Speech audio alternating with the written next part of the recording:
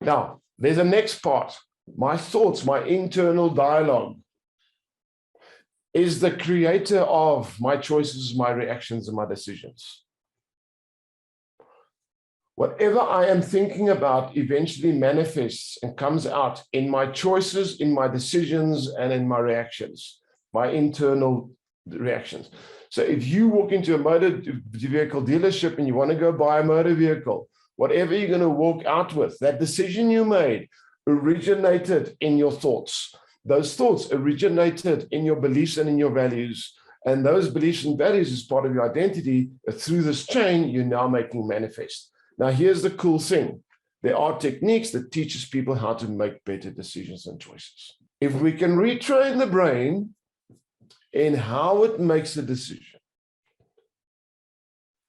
we can get ourselves into a position where we start making better choices and decisions.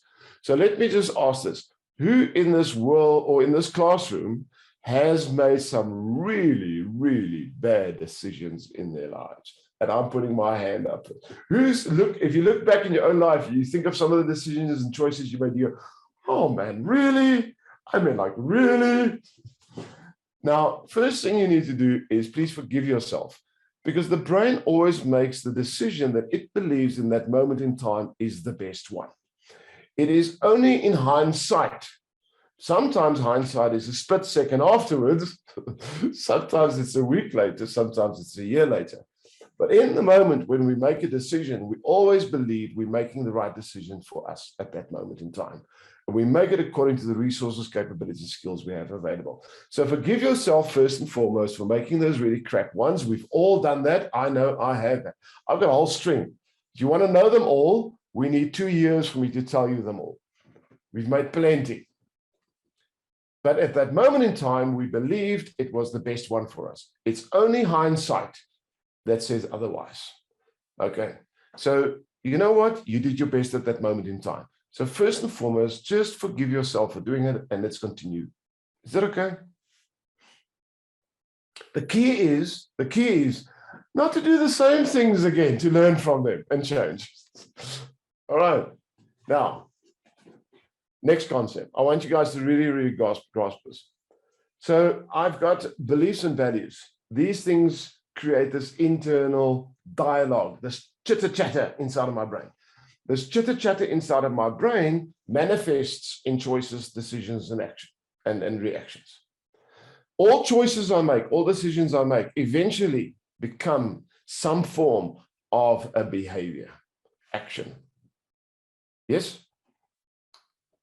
All choices I make, all decisions I make at some stage in my life manifest in the shape of a behavior.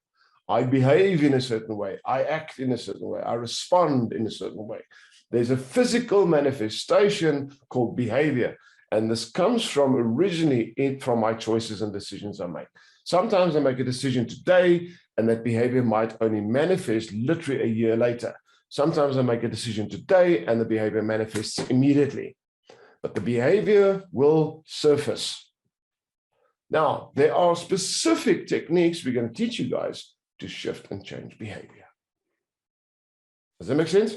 Can you see what we're doing here, guys? We cannot alter someone's identity. We cannot alter their beliefs, but we can influence their values. We can teach them how to change their thoughts. We can coach them how to make different decisions. We can coach them how to behave differently, how to act differently. Why is this important? Well, it's important because the moment we act, the moment we behave, the moment we do something, we are interacting with the rest of the world. We are creating what we call an external experience. Because now it's not just in my beliefs and my values and my internal identity and my decisions and my choices. Now it's something that's manifested and it has the potential of influencing and impacting others and the world around me. That's why it's important. Because as I interact with the world around me, that experience in itself creates information for me. We call it feedback. So let's assume that I've got a value that says I'm strong. And my thoughts are all about, I'm strong, physically strong. I can hit anybody. I'm going to make kind of decisions. Someone gives me a bad look, I can hit them.